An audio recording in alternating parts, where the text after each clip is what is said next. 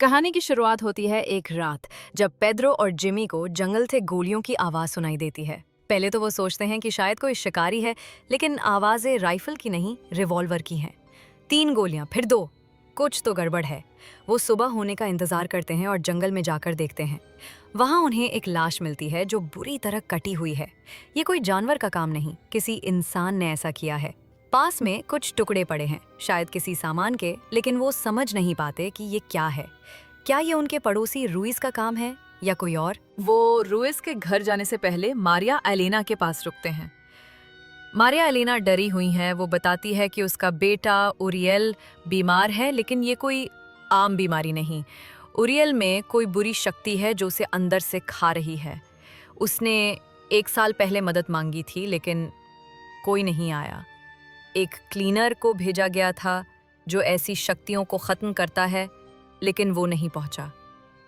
Pedro और Jimmy को शक होता है कि जंगल में मिली लाश उसी क्लीनर की है।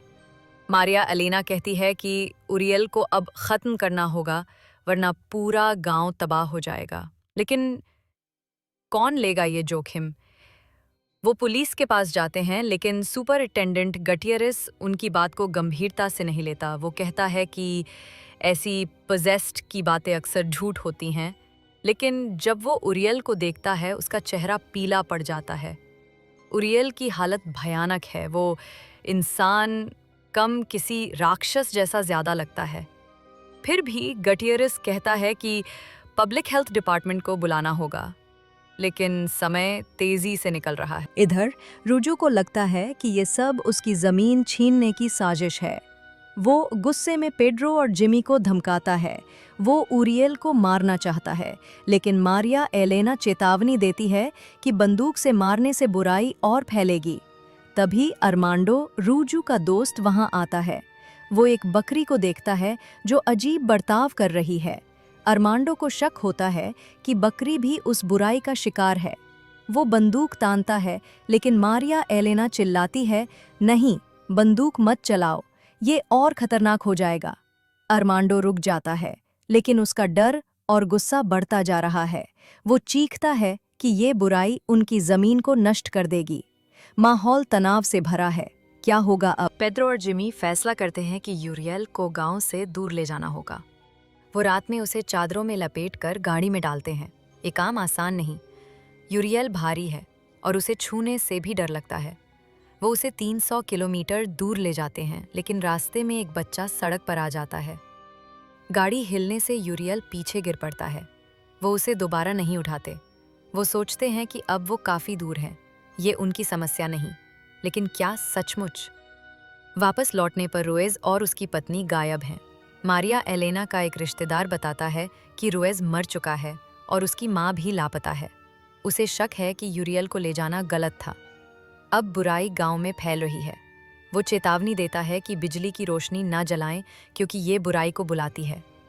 पेड्रो को अपनी पूर्व पत्नी सबरीना और बच्चों सैंटिनो और जैर की चिंता सताने लगती है। पेड्रो सबरीना के घर जाता है।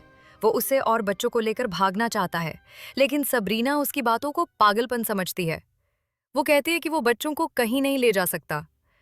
तभी उनका कुत्ता रॉजर सबरीना की बेटी विकी पर हमला कर देता है।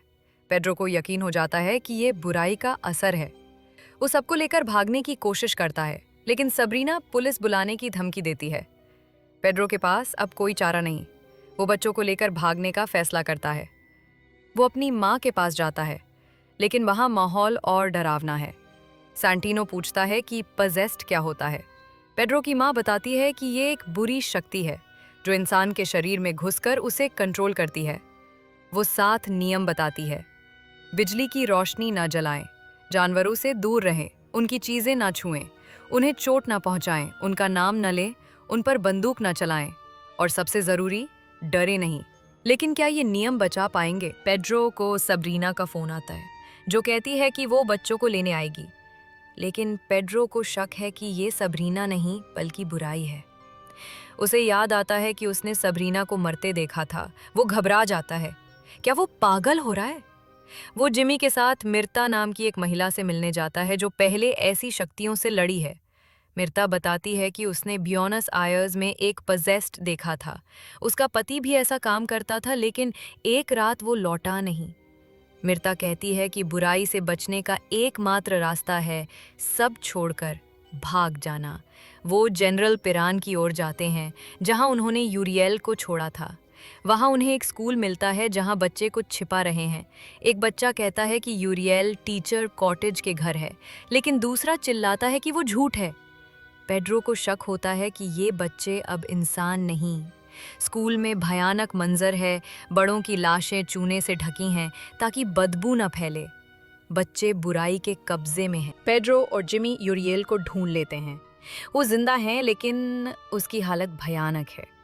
मिता कहती है कि उसे सही तरीके से मारना होगा, वरना बुराई फैलेगी। पेड्रो को सैंटिनो की चिंता है, जो गायब है। तभी यूरियल बोलता है, मुझे मार दो। उसकी आवाज़ इंसानी नहीं। पेड्रो को एक आवाज़ सुनाई देती है जो कहती है कि उसने क्लीनर को मारा और उसका शरीर सुअरों को खिला दिया। वो कहता है कि उसने भी खाया। पेड्रो सन्न रह जाता है। क्या ये सच है? बच्चा कहता है कि उसकी माँ का वही हाल हुआ जो पेड्रो की माँ का। लेकिन इसका मतलब क्या? पेड्रो टूटी मशीन को देखकर निराश हो जाता है। यूरियल उसका मजाक उड़ाता है। गुस्से में पेड्रो मशीन का टूटा हुआ लीवर उठाता है और यूरियल के सिर पर कई बार मारता है। यूरियल मर जाता है, लेकिन बुराई जिंदा है। जिमी बुरी खबर लाता है। सैंटिनो को ढूंढते वक्त उसे पता चलता है कि सबरीना अपने बच्चे को नुकसान पहुंचा रही थी। गुस्से में जिमी सबरीना को गाड़ी से टक्कर मार देता है, लेकिन खुद भी घायल हो जाता है। पेड्रो को पता चलता है कि उसकी माँ भी मर चुकी है। वो गांव वापस लौटते हैं। पेड्रो जैर को उसकी पसंदीदा एप्पल आइसक्रीम देता है। वो फायरप्लेस जलाता है, तभी जैर को खांसी शुरू होती है। पेड्रो मदद के लिए जाता है और देखता है कि जैर के मुंह से ग्रे बाल निकल रहे हैं। फिर उसकी माँ का पेंडेंट निकलता है। पेड्रो समझ जाता है कि बुराई जैर के शरीर में है। वो टूट जाता है। बाहर जिमी को रोकता है और रोने लगता है। चिमनी से धुआं निकल रहा है। पेड्रो ने जैर को आग में डाल दिया ताकि बुराई खत्म हो। कहानी यहीं खत्म होती है दोस्तों, लेकिन सवाल बाकी हैं। क्या पेड्रो ने जैर को जलाकर बुराई रोकी, या वो अब भी फैल रही है? अगर ये रीकैप पसंद आया तो लाइक, शेयर और सब्सक्राइब करें। कमेंट्स में बताएं कि आपको क्या लगता है। क्या पेड्रो का फैसला सही था? अगली डरावनी कहानी के लिए तैयार रहें। तब तक सावधान रहें, क्योंकि बुराई कहीं भी हो सकती है। बाय।